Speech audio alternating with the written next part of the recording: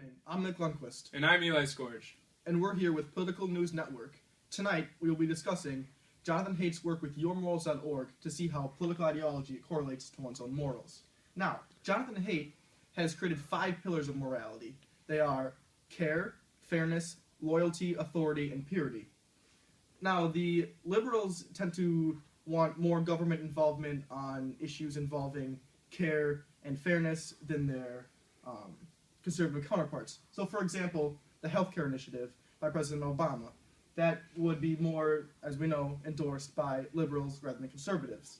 Mm-hmm. And the conservatives want more of a focus on the authority, loyalty, and purity. So, for example, the Patriot Act.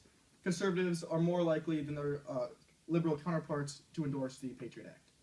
Yeah, so basically, we here at PNN News have decided to reproduce one of Jonathan Haidt's studies using the same questions that he has in his survey and the same scale, the scale of 1 to 7, 1 being you strongly disagree with the question at hand, or 7 being you strongly agree with the question at hand.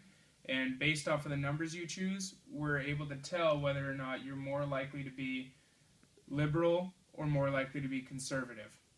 So here are the interviews that we did, and at the end we'll talk a little bit about our results and some of our math. So here are the interviews. I'm Skorich with PNN News, here with Tyler, who is also a member of Tommy Hall. Tyler, I'm going to ask you some questions based off your morals and your standings on political ideology. Okay. And you're going to answer them on a scale of 1 to 7. 1 being you strongly disagree, and 7 being you strongly agree. Don't you give reasoning, or just... Alright. Alright. Okay, so evil people harm others for the joy of it. I'd say a 7. Okay. Access to health care is a right. I'd say a 2. Alright. Racial issues will never be resolved. It is human nature to prefer one's own race. I'd give that a 3. Alright. Yes. Okay. And the last one. The military budget should be scaled back. I'd say it's 1. 2. 1? Okay. Oh, 2? Either or. Yeah, Alright. I'm going to ask you one more question, and it's going to be whether you determine yourself to be a liberal or a conservative. I'd say conservative. More Okay. of that. Well, Thank thank you. you for your time, Thank Tyler. you very You much. have a nice night. You too. Try to finish this. I'm Mick Lundquist, here with PNN News. With me tonight is Patrick Daly, another member of Tommy Hall. Patrick, tonight I'm going to ask you a couple questions based on your morality that correlate to your political ideology. All right? Okay. And these questions are ranked 1 through 7, with 1 being you strongly disagree and 7 being you strongly agree. All right. So, evil people harm others for the joy of it. 2. Do you believe in pure evil? 2. Patriotism is an overrated quality. 4. Strong gun ownership rights protect people against tyranny. 7. Do you consider yourself a liberal or a conservative?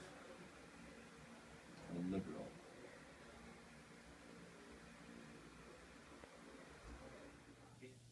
Well, those are some pretty interesting interviews, if I did say so myself. Mm-hmm. Yeah. During our interviews, in fact, as you saw, most of the people decided to stay somewhere in the middle, and if they were forced to choose a side, they said they'd lean to the left, or the more liberal opinion.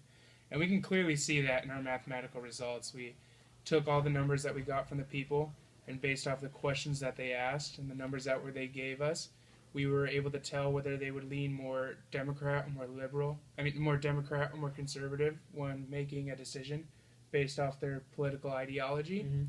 And we can see that our mathematical results matched the answers that a lot of the people gave us, which is pretty much exactly what Jonathan Haidt said in his results. So it's a pretty legitimate form of psychology, if you ask me. Right. We had roughly 15 answers be more liberal, and 11 were answered more conservatively. So that does show it is close, but still slightly more liberal. And note that these results are not representative of all of Tommy Hall.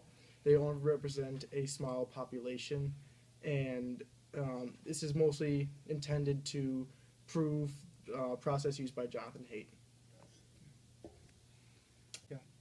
Well, thank you guys for watching Political News Network, and we'll see you next time. Once again, I'm Eli Skorich. And I'm Mick Lundquist. Have a great night. Thanks for watching.